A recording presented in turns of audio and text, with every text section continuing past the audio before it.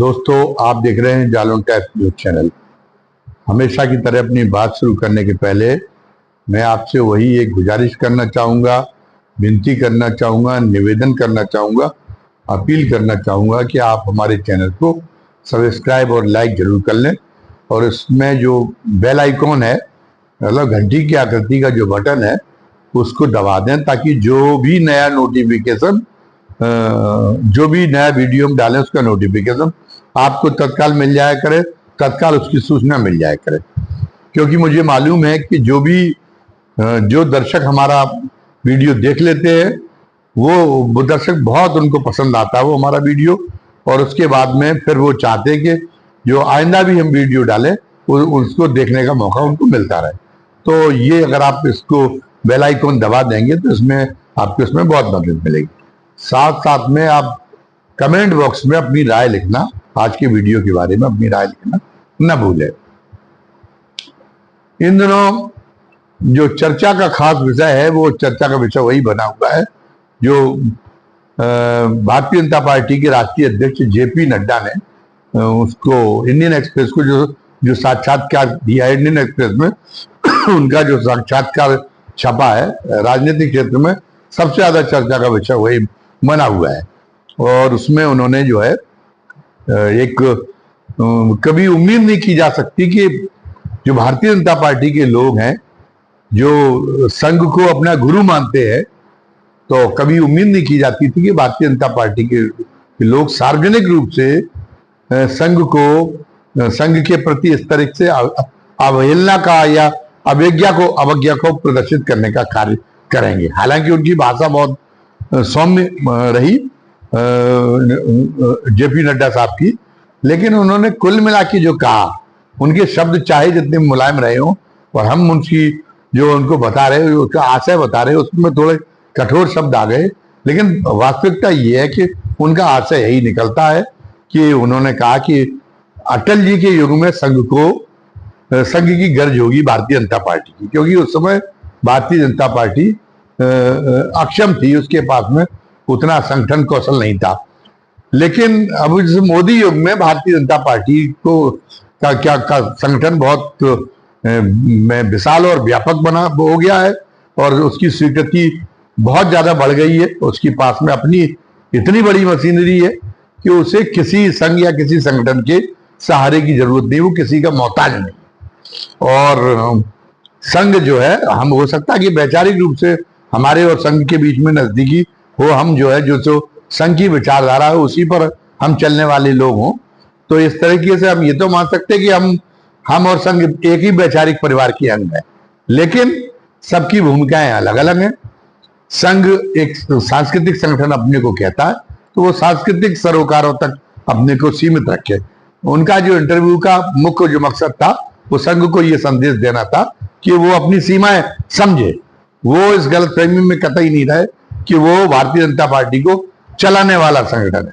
Bharatiya Janata party को ये गवारा नहीं है कि उसके राजनीतिक फैसलों में, उसकी सरकार के फैसलों में संघ जो है कोई दिशा निर्देश देने की जरूरत करे जैसे पहले करता रहा। इसको हम नहीं करेंगे। हम फिर दोहरा देना चाहते कि उनके शब्द मुलायम थे और हमने शब्द को कठोर बना दिए, लेकिन कुल मिला के आशय यही है, तो आशय महत्वपूर्ण होता है। तो अब इसके बाद में संघ के लोगों को इससे बुरा लगना बहुत बड़ा स्वाभाविक था और मेरी बिल्ली मुझे से म्याऊं, संघ के पदाधिकारियों के मन में ये भावना पैदा हुई होगी। लेकिन संघ एक चाहे जैसी उसकी विचारधारा हो तो उसको एक सांप्रदायिक संगठन कहा जाता है, लेकिन संघ के जो उच्च पदाधिकारी है वो बहुत ही जो है उसमें संयम में रहते हुए अपनी बात कहते हैं। वो कोई एकदम कोई उस ढंग की कोई उद्धत प्रतिक्रिया मतलब कभी भी प्रकट नहीं करते, उनकी कोई कटु प्रतिक्रिया कभी सामने नहीं आती। वो जो है अपना शील बनाए रखते हुए, सौम्यता बनाए रखते हुए वो जो अपनी प्रतिक्रिया देते हैं। तो संघ ने तत्काल कोई इस पर रिएक्शन करना उचित नहीं समझा। उस वाद विवाद में मैं पीछे पड़ना, तो तू में शुरू कर देना इस बात को लेके। संघ जानता था कि इससे जो हमारी जो छवि है उसके कारण हमारी जो है हमारे प्रति लोगों की श्रद्धा दरकेगी तो इसलिए ये है कि उसको इग्नोर कर जाओ, उसको पी जाओ। पी गए, लेकिन फिर भी प्रक्रिया तो होनी थी। इस बीच में एक कार्यक्रम हुआ अभी हाल में, उसमें संघ प्रमुख मोहन भागवत जी आमंत्रित थे। मोहन भागवत जी ने उसमें अपने तरीके से एक बात कही। उन्होंने खासतौर से उसमें प्रकट रूप से ना जो है नाम लिया हो उनका नरेंद्र मोदी का, लेकिन उन्होंने जो है अपने तरीके से कह दी। नरेंद्र मोदी जी क्या है, जिस दिन से कुर्सी पर बैठे उस दिन से वो जो है एक ही उनका है मूर्ति भंजक अभियान है, बुद्ध सिक्किम नेता के रूप में अपनी वो एक छवि बना रहे।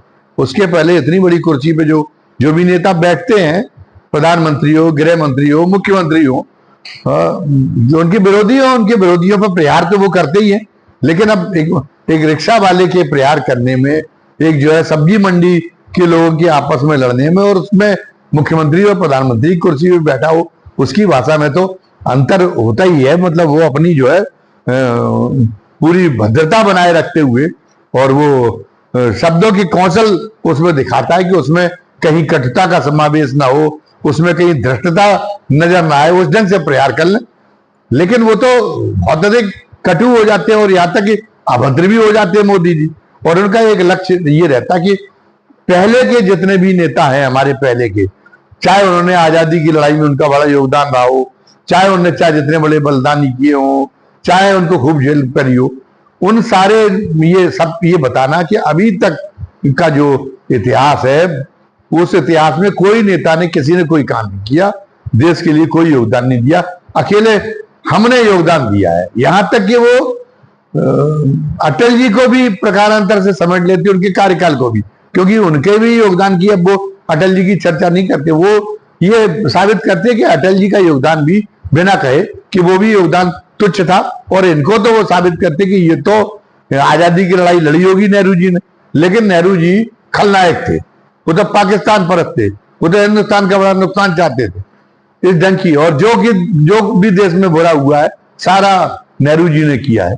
अरे एक नेता जब काम करता है तो वो एक अच्छे के लिए काम करता है, लेकिन कोई नेता ऐसा नहीं, आप भी उसकी अब बात नहीं है जिससे चूके ना हो, गलतियां ना हो।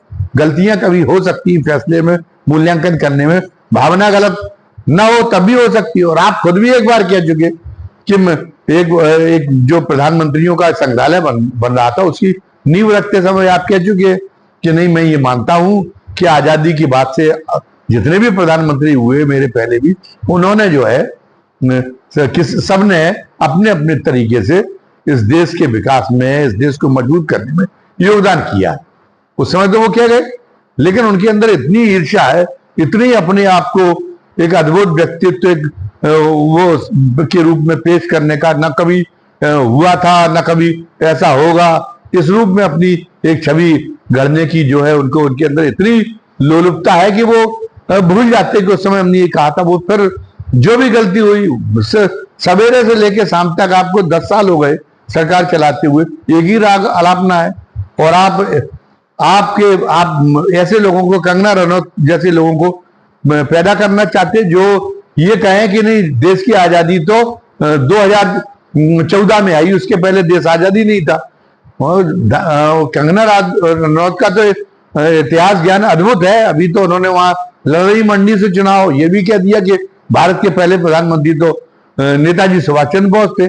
तो उनका तो जीके और उनका अद्भुत है, इसी उनकी कौशल पे उन्होंने अपनी फिल्मों में शुरुआत में कैसे कपड़े पहने थे वो उसकी आ जाती है। वो तो भारतीय संस्कृति तो उससे बड़ी गौरवान्वित हो रही है। संघ प्रमुख को जानते होंगे, ऐसे लोगों को उम्मीदवार बनाने के क्यों बनाया? केवल उनकी एक ही योग्यता है, एक ही योग्यता है कि वो जो है उन्होंने ये बता दिया कि सन 2014 से आई, मतलब मोदी से आई है तब इस देश की आजादी हुई।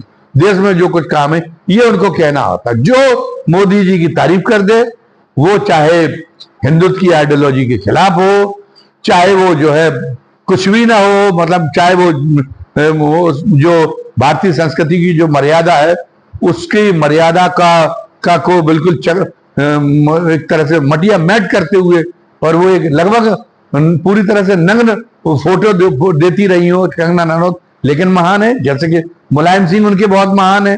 कार सेवकों ने, पुष्पेंद्र कुलश्रेष्ठ ने कल डाला वो डाला है अपना फेसबुक में, अपनी एक पोस्ट डाली है कि जिनने कार सेवकों पे गोली चलाई थी उन नेताओं की जाने क्या की जानी चाहिए निंदा।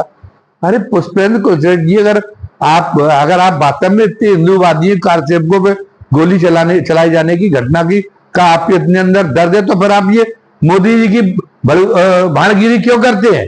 ये मोदी जी ने ही तो दिया पद्म विभूषण। अगर आप दोनों तरह का डबल स्टैंडर्ड का पालन करते थे, अजीब दोगलापन का फर्क दे रहे।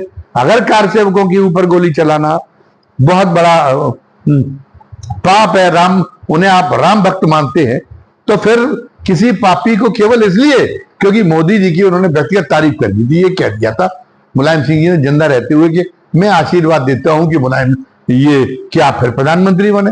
ये मुलायम सिंह की अपनी अदा थी। मुसलमानों के बीच में पहुंचते थे तो फिर मतलब इतने क्रांतिकारी बन जाते थे कि फिर मंदिर को गालियां देने में कोई कसर नहीं छोड़ते थे। और फिर जब उनकी वजह से मुसलमानों को इतने दिन लड़ाए रहे, वोट लेते रहे और मुसलमानों को इतना भड़काते रहे कि दंगों में मतलब वो जो है कि उसमें उस उत्तेजना के चक्कर में तमाम जगह दंगा करने की वो कारण बनते थे और फिर वो मारे जाते थे। और अंततोगत्ता जब उनके लिए जिन मोदी जी को इतना गालियां देते थे, जब प्रधानमंत्री वो बन गए तो फिर उन्होंने उनको आशीर्वाद देना का तो ये परवाह नहीं की कि हम इतने ज्यादा मतलब यानी मौलाना मुलायम सिंह अपने आप को कहलाने में बड़ा गर्व महसूस करते थे। हम तो विश्व में मुसलमानों के सबसे बड़े हिमायती हैं ये प्रदर्शित करते थे। लेकिन जब उसके बाद में फिर उन्होंने मुस्लिम भावना की कोई परवाह नहीं की और आशीर्वाद दे डाला। और ये भी नहीं कि अब मोदी भी उसी तरीके उसी मिजाज के नेता है। उनने भी ये नहीं सोचा कि मैं अगर राम के प्रति वास्तव में निष्ठा रखता हूं तो जो राम मंदिर बनवाने के लिए जो आंदोलन करने आए थे, जिस आदमी ने उसके ऊपर गोली चलवाई हो, वो हम उस आदमी को इतना बड़ा देश का सर्वोच्च इतना बड़ा अलंकरण क्यों दे? उनका बस चलता तो वो भी दे देते भारत रत्न। उनके नाती की शादी में भी वो पहुंचे, मुलायम सिंह की शादी में भी पहुंचे केवल इसलिए क्योंकि मुलायम सिंह ने उनकी व्यक्तिगत प्रशंसा कर दी थी। और फिर जो है जब मुलायम सिंह का देहावसान हो गया तो कोई भी उन्होंने बीजेपी के अपने केंद्रीय मंत्रिमंडल के हर सहयोगी, राज्यों के मंत्रियों, उत्तर प्रदेश के हर मंत्री को, हर सांसद को, हर विधायक को, अपने नेता को ये बाध्य किया कि वो आ जाके वो श्रद्धांजलि दे ताकि मुलायम सिंह महिमा मंडित हो। तो मोदी को तो अपनी व्यक्तिगत वो है कि मेरी व्यक्तिगत लोग तारीफ करें, मुझे इतिहास के सबसे महान व्यक्तित्व के रूप में मिल जाए। उनके साथ चूंकि उद्योग जगत है, कुछ उनके जो देश के सर्वोच्च कारपोरेट है उनके साथ में, तो जो कारपोरेट जगत है, जो उद्योग जगत है, वो तो ब्रांडिंग जानता है, ब्रांडिंग से ही ब्रांडिंग की कलाएं जानता है। ब्रांडिंग की कला से वो किसी को भी किसी विशेष कालखंड में वो जो है अपना वो बना सकता है, वो सर्वोच्च व्यक्तित्व के रूप में स्थापित कर सकता है। हालांकि ये कृत्रिम होता है क्योंकि फिर उसी को वो ब्रांड एम्बेसडर बना लेते हैं। जैसे अमिताभ बच्चन है तो वो फिर सहस्त्राब्दी के सबसे बड़े नायक हो गए। अब उनके सामने ना कोई पीछा न पैदा हुआ था, नायक ना हुआ था। जबकि अमिताभ बच्चन की तो शुरुआती सारी फिल्में पिटती रही। अमिताभ बच्चन तो ना अभिनय में नाटा पाटेकर के सामने कुछ नहीं है, और यदि उस रूप में माना जाए उनका शोमैन के रूप में तो वो राज कपूर के सामने नहीं है, हीरो के रूप में वो राजेश खन्ना के सामने कुछ नहीं, दिलीप कुमार के सामने कुछ नहीं है। लेकिन है कंपनियों का कमाल कारपोरेट जगत का है। तो कारपोरेट जगत ने के द्वारा छवि हुई घड़ी को मान बैठे कि ये छवि हमारी स्थायी होगी, जो हमें अभी जो लोकप्रियता मिल रही वो हमें स्थायी होगी। और वो उसमें इतने ज्यादा वो उस उद्देश्य में इतने ज्यादा जो है आगे बढ़ गए हैं कि जो सीनियर लीडर हैं अपने तमाम, अगर वो उनके सामने कैमरा चल रहा हो और वो अगर कहीं उनके दाएं बाएं भी आ जाए तो उसको धके आने में वो बिल्कुल सब कुछ अनुभव नहीं करती। ये देखा जा चुका है। अपने आप को बता रहे कि हमें तो ईश्वर ने भेजा है एक विशेष कार्य के लिए, मतलब मैं तो अवतारी पुरुष हूं, ये बताने की कोशिश कर रहे। ये मूल्यांकन नेता के जीवित रहते हुए नहीं रहता कि वो कितना महान है। ये मूल्यांकन तब होता है जब वो नेता इस दुनिया में नहीं रह जाता। उसके बाद इतिहास उसका मूल्यांकन करता है कि आप कैसे थे। ऐसे तो इंदिरा गांधी ने भी कोशिश करती थी, इमरजेंसी के दौरान एक काल पात्र गड़वा लिया था, तो सोच रही थी कि आने वाली पीढ़ियां भी मुझे एक महान नेता के रूप में पढ़ेंगी और इस काल पात्र के माध्यम से जो इतिहास पढ़ेंगी तो ऐसा ऐसा लगेगा कि वो हुआ कि मतलब ऐसा नेता करना कभी हुआ था ना होगा। लेकिन क्या हुआ, क्या उस काल पात्र का कोई नतीजा निकला? वो काल पात्र के बाद सरकार पलट गई, उस काल पात्र को जनता पार्टी की सरकार ने तो उखाड़ के फेंक दिया। और जो होता है कुछ, उसके लिए उद्योग जगत से उसे प्रचार कराने की जरूरत नहीं पड़ती, कारपोरेट से प्रचार कराने की जरूरत नहीं पड़ती, प्रचार कराने के लिए पैसे नहीं खर्च करने पड़ते। वो तो फिर महात्मा गांधी की तरह होता है जो होता है। उनसे आइंस्टीन को क्या लेना देना था? जिसने परमाणु शक्ति का आविष्कार किया, जिसने परमाणु ऊर्जा के संदर्भ में वाला फार्मूला पूरी दुनिया को दिया, इतने बड़े महान वैज्ञानिक ने कहा, स्वतः स्फूर्त था, उसे कोई गांधी जी से कोई लेना देना था। और वो अपने आप में मतलब एक तरह से वो एक मानक था, अपने आप में एक विश्व की इतनी बड़ी हस्ती था। तो उसके कहने का कोई अर्थ था जब उसने ये कहा कि आने वाली पीढ़ियां विश्वास नहीं करेंगी कि गांधी जैसा हाड़ मास का कोई आदमी इस दुनिया में पैदा हुआ था। ये आने वाली पीढ़ियां बर्दाश्त नहीं करेंगी। कौन कह रहा है? ये आइंस्टीन कह रहा है, जिसका अपने आप में एक इतना ऊंचा कद है, इतना कालजयी व्यक्तित्व के न रह जाने के बाद में भी दुनिया उस आइंस्टीन को जानती है और जानती रहेगी। वो प्रमाण पत्र दे रहा है। तो ये होता है कि अब आप पता चला कि भारत के प्रधानमंत्री है, इस नाते आपको अमेरिका के राष्ट्रपति ने गले लगा लिया। तो आप ये साबित करने में लगे हैं कि नहीं नहीं, ये तो नरेंद्र मोदी को उन्होंने गले लगाया है। आप उसको चीन के का राष्ट्रपति आया था, इतनी चमचागिरी कर रहे थे, आपने जाने कहां से कहां संबंध जोड़ रहे थे कि फायान तो इनके गांव से आया था, वो आया था तो गुजरात में मेरे गांव में गया था। इस ढंग का जमीन आसमान का गुलाबे मिलाने का आप काम करते रहते। इस ढंग की आप लंतरानियां हाँकने का गल्प कथाएं, आपने तो अच्छे अच्छे गप्पियों को पीछे छोड़ दिया और फिर उसी चीन ने आके पीठ में छुरा भोंक दिया। उसके बाद में वही राष्ट्रपति गए और उसके बाद में मतलब जो है वो उन्होंने वहां गलवान घाटी वाला कांड हो गया, जहां पे हमारे सैनिकों ने वो तो बहादुरी दिखाई। लेकिन आज भी भारतीय जनता पार्टी के नेता के बागी नेता सुब्रमण्यम स्वामी कह रहे कि इनकी हिम्मत नहीं हो रही, कब्जा कर रखा है। अब हिम्मत क्यों नहीं हो रही, उसकी कई कारण हो सके, क्योंकि ये बात हिंडनबर्ग की रिपोर्ट के माध्यम से सामने आ चुकी कि जिस तोते में मोदी जी की जान है, मतलब अदानी के औद्योगिक स्वार्थों में, वो उसके तो अदानी की कंपनियों में जो पैसा आया है वो चीनी जो नागरिक है, उसकी जो चीनी नागरिकों की जो के द्वारा चीनी उद्योगपतियों द्वारा बनाई गई जो शेल कंपनियां हैं, उनका पैसा आया है अदानी में। तो अदानी के पूरे बिजनेस के जो स्वार्थ है वो चीन से जुड़े हुए। तो हो सकता है कि भारत की अगर सेना चाहे भी तो एक सीमा से ज्यादा चीन का प्रतिरोध हम नहीं समझते। हालांकि केवल हमारा अनुमान हो सकता है, हमारा अनुमान गलत हो, लेकिन हम समझते हैं कि चीन से वो छुड़ा भी सकता है। अगर जो है वो जो है वो उसको छुड़ाने का भी काम कर सकता है अगर जमीन पर वास्तव में सुब्रमण्यम स्वामी सही कह रहे हैं। अब हम तो वहां उस मौके पे गए नहीं है, लेकिन सुब्रमण्यम स्वामी भी एक प्रतिष्ठित जो है एक नेता है। और तो इसलिए अगर उनकी बात अगर सही है, हमने ये मान के चल रहे कि उनकी बात सही होगी। अगर उनकी बात सही है, वैसे तो सुब्रमण्यम स्वामी बड़े नेता जरूर हैं, बहुत विद्वान नेता है, बहुत होशियार नेता है, लेकिन ये भी बात सही है कि उनका जो आचरण रहा है उसमें उनकी क्रेडिबिलिटी भी बड़ी कमजोर है। तो इसलिए हम इसकी पुष्टि नहीं कर रहे। लेकिन अगर सही है तो सही है तो मोदी जी इसलिए नहीं क्योंकि हम चीन से कमजोर, इसलिए क्योंकि जो अदानी प्रेम है वो उसमें बाधक बनता, अदानी का नुकसान हो जाए। अदानी का जब बिजनेस चीन के उद्योगपतियों की मेहरबानी से चल रहा है तो आपको जो है लिहाज करना पड़ेगा फिर चीन का।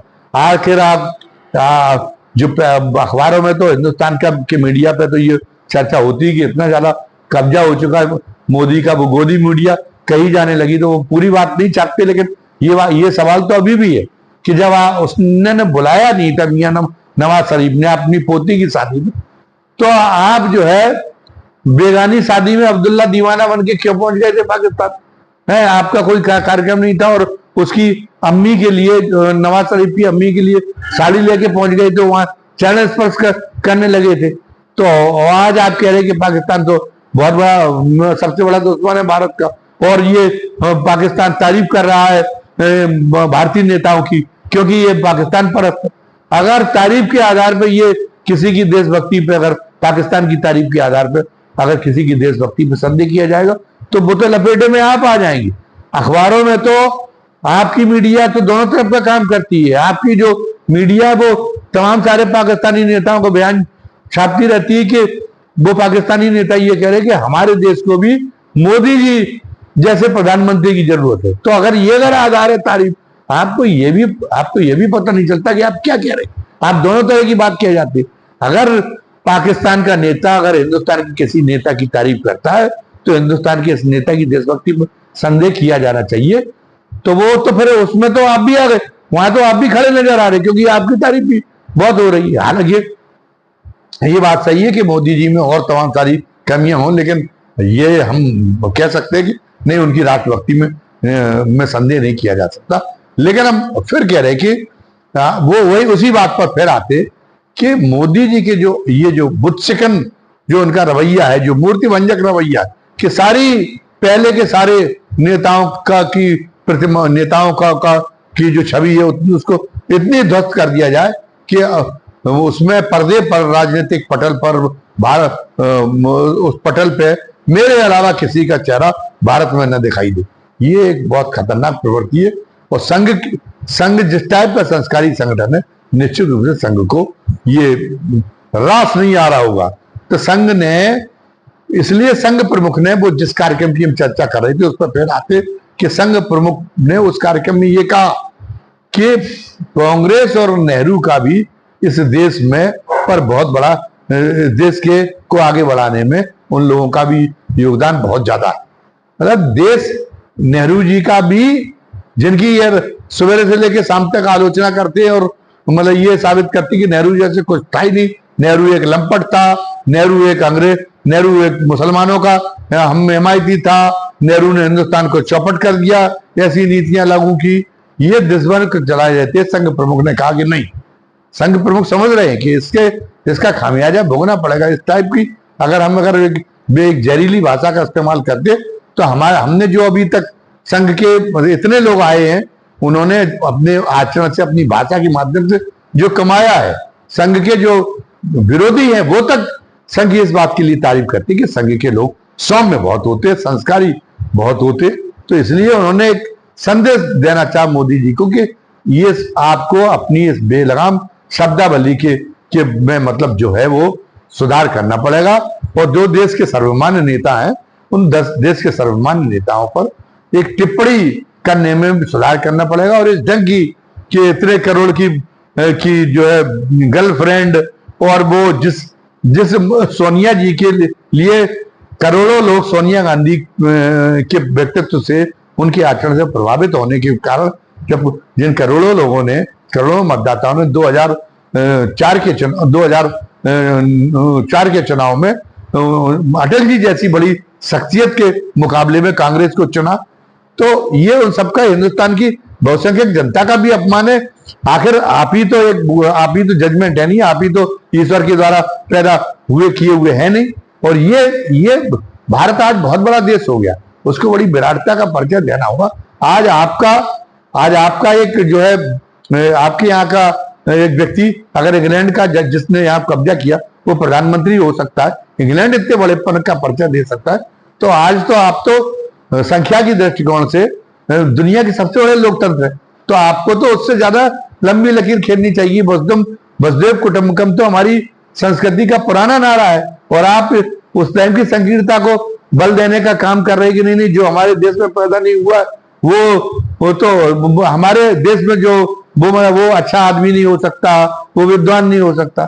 सारे तो आप जो है उन आविष्कारों के सुख का उपभोग कर रहे हैं जो दुनिया के दूसरे देशों के वैज्ञानिकों ने ईजाद किए। अभी बीमार हो जाते हो तो इलाज उसी मेडिकल साइंस से कराते हो जिसमें भारतीयों का बहुत कम योगदान है, बाहर के लोगों का। अब ये नहीं कहते कि भारतीय कम विद्वान है, अब भारतीयों ने इसके लिए कोई योगदान नहीं किया। लेकिन ईश्वर की अगर धार्मिक व्यक्ति हैं, आस्थावान व्यक्ति हैं, तो आपको पता है कि जिस ईश्वर ने हिंदुस्तान के लोगों को पैदा किया है, उसी ईश्वर ने दक्षिण अफ्रीका के लोगों को पैदा किया। उनकी शक्ल जैसी चाहे जैसी कैसी हो, लेकिन कैरेक्टर में हो सकता है कि वहां का कोई आदमी हिंदुस्तान से ऊंचा निकले, विद्वता में हो सकता है कोई आदमी ऊंचा निकले। ये बनाना कि नहीं सारी अच्छे लोग, सारे देवता, सारे अवतार केवल यहीं पैदा रहते, दुनिया के बाकी दूसरे देशों की जितनी आवाम है वो तुच्छ है, ये ईश्वर का अपमान करना है। ईश्वर की क्योंकि ईश्वर की देन है वो लोग, ईश्वर का सृजन है वो मनुष्य भी, और उसी बराबरी का जितना वो कोई सौतेला ईश्वर का के पुत्र नहीं है वो लोग, वो भी ईश्वर के उतने ही अपने पुत्र हैं जितने आज पुत्र हैं। आज डॉक्टर लोहिया ने विश्व बंदित की बात की थी, अटल जी भी विश्व बंदित की बात कहते थे, विश्व नागरिकता की बात कहते थे कि नहीं, दुनिया में सीमाएं तो होनी चाहिए। एक ऐसी आदर्श स्थिति आए जब देशों की सीमाएं बढ़ जाए, तब न कोई अफ्रीकन रह जाए न कोई हिंदुस्तानी रह जाए। इतनी ऊंचे ऊंचे दर्शन को लेके, इतनी ऊंचे लक्ष्य को लेके जिस देश के नेता चलते रहे हो, तो मोदी जी कहाँ उसको ले जाने का काम कर रहे हैं। तो ये उन्होंने इस ढंग से एक तो वो प्रतिवाद किया कि नहीं, हम मतलब ऐसा नहीं कि सांस्कृतिक सरोकारों तक सीमित रहने वाले संगठन, हम तो समसामयिक राजनीतिक विषयों पर भी टिप्पणी करना हमारा अधिकार है। लोग हमारा अपेक्षा रखते हैं हमसे कि संघ की राय क्या है, और संघ की राय को एक बड़ा वर्ग प्रमाणिक मानता और उसके मुताबिक वो राजनीतिक फैसले लेता है। तो आप कह रहे कि आपकी राजनीतिक राय का कोई वजन नहीं है, नहीं, हमारा वजन ही उन्होंने एहसास करा दिया नेहरू जी की और उनकी प्रशंसा करके, कांग्रेस की प्रशंसा करके। हो सकता है कि आप नेहरू जी से ज्यादा बड़ा काम कर रहे हो, लेकिन उतना ही कहिए ना कि हम उनसे बड़ी लाइन खींचने की कोशिश करेंगे। लेकिन नेहरू देशद्रोही था और नेहरू ये था, ये तो एक वो बड़ी, और जो जिस भाषा का आप इस्तेमाल करते हैं, मतलब वो भाषा प्रधानमंत्री के पद पर बैठने के अलावा आप संघ के एक स्वयंसेवक रहे हैं, संघ के लोगों, संघ की आप छवि को खराब करने का काम कर रहे। संघ के स्वयंसेवक अपने विरोधियों के रूप के लिए इस ढंग की भाषा सार्वजनिक मंच पर इस्तेमाल नहीं करते। चुनाव में आप निम्न स्तर पर लेके गए हैं, चुनाव अभियान पर जो व्यक्ति लोगों के लिए, जैसे आपने कहा कि पिछले चुनाव में आपने कहा था कि ये राहुल गांधी क्या है, इसका बाप जो है मिस्टर क्लीन बन के आया था और फिर जो है उसको लोग थूक रहे थे, जाने का मैं भ्रष्टाचारी बन के मरा। अरे किसी दिवंगत नेता के प्रति आपको टिप्पणी करना चाहिए। और फिर राजीव गांधी का तो बोफोर्स के मुकदमा चला, उसमें राजीव गांधी को तो पाया नहीं गया कि वो संलिप्त थे, कोई किसी अदालत ने टिप्पणी तो की नहीं है। तो आप यूं कर रहे हो और एक आदमी चला गया। वैसे भी भारत में एक परंपरा है, भारतीय परंपरा ये कहती, भारतीय नैतिकता, भारत की नैतिक मान्यता ये कि हम किसी जो आदमी गुजर चुका है, जो आदमी इस दुनिया में नहीं है, उसके बारे में हम अशोभनीय टिप्पणी नहीं करेंगे। तो आप भारतीय संस्कृति के बड़े ठेकेदार भी करते हो, ठेकेदार भी बनते हो और इस ढंग की बात भी करते हो। चुनाव आयोग ने चुनाव आयोग हालांकि घबराया, तो आज चुनाव आयोग ने इनको जेपी नड्डा को और खड़गे को एक नोटिस जारी किया कि आप अपने नेताओं को रोकिए, उन पर रोक लगाइए कि वो जो है वो भाषण में मर्यादाओं को लांघ रहे। तो हालांकि उसका इशारा तो मुख्य रूप से प्रधानमंत्री था, लेकिन चूंकि चुनाव आयोग की छवि ये बन चुकी कि वो तो बीजेपी का एक बदुआ मजदूर है, वो मोदी का बदुआ मजदूर है, तो इसलिए वो खुल के तो वो नहीं लगा सकता। इसलिए उस बहाने राहुल गांधी को लपेट लिया और उसने अपनी मंशा ये देखी कि राहुल गांधी के किस भाषण पर उस पर आपत्ति है, अग्निवीर वाले पे। वो कह रहे हैं कि अग्निवीर योजनाओं में मत भड़काइए, सेना को का राजनीतिकरण ने करी। सेना के राजनीतिकरण से और अग्निवीर योजना के विरोध करने से क्या मतलब है? वो अग्निवीर योजना में जो सेना के लिए तैयारी करते लड़के, उनका भविष्य बर्बाद हो रहा है आपकी इस योजना से। उस योजना का विरोध करने का अधिकार तो विरोधी दल के नेताओं को ही। वो लड़के क्या कहेंगे कि हमारे लिए कोई देश में आवाज उठाने वाला नहीं है, सत्तारूढ़ पार्टी तो अपने प्रधानमंत्री के आदम में खामोश रहेगी। लेकिन ये विपक्ष के लोग क्या कर रहे थे, तो वो उन पर थूकेंगे, तो ये उनका अधिकार है। आपने कौन सी चीज कहां जोड़ दी। लेकिन कुल मिला के जो उसका आशय ये लेना चाहिए कि चुनाव आयोग को भी ये प्रतीति हुई है कि जो मोदी जी की भाषा है, वो मोदी जी की भाषा जो है हमारी जो पूरी राजनीतिक व्यवस्था को बहुत ही, उसकी राजनीतिक व्यवस्था की छवि को बहुत चोट पहुंचाने वाली है। तो वो उनका साहस तो नहीं है, लेकिन वो इशारे से और बहुत दंडवत होके वो कह रहे कि हुजूर थोड़ा सा जो है भाषा अगर आप अपनी सुधार लेंगे तो बहुत अच्छा होगा। और संघ ने तो स्पष्ट संदेश दे दिया। तो अब वैसे तो ये माना जा रहा है कि भारतीय जनता पार्टी के लिए इस बार 5 चरणों में बहुत ही प्रतिकूल परिस्थितियां रहेंगी। और एक बार जो ट्रेंड रहता है वो ट्रेंड बाकी चरणों में भी चलता है, तो आगे के 2 चरणों में भी भारतीय जनता पार्टी का कोई पुरसा हाल नहीं होगा। तो हम तो ये मानते हैं कि भारतीय जनता पार्टी सत्ता से बाहर हो गई, लेकिन मोदी जी आत्मविश्वास दिखा रहे कि नहीं, दोबारा भी हम ही आ रहे, और उनके प्रशांत किशोर जैसे जो हमेशा जो एक तरह से धंधागीर लोग हैं, वो कोई भावना से या कोई सैद्धांतिक प्रतिबद्धता की वजह से तो पहले मोदी जी की वो करने गए थे, प्रचार अभियान उन्होंने संभाला था, तो कोई सैद्धांतिक प्रतिबद्धता से तो तलाशा नहीं था। फिर मोदी जी ने उनको लात मार दी तो नीतीश कुमार की शरण में पहुंच गए थे बिहार में, तो नीतीश कुमार के भी उनका कोई वैचारिक लगाव तो था ही नहीं।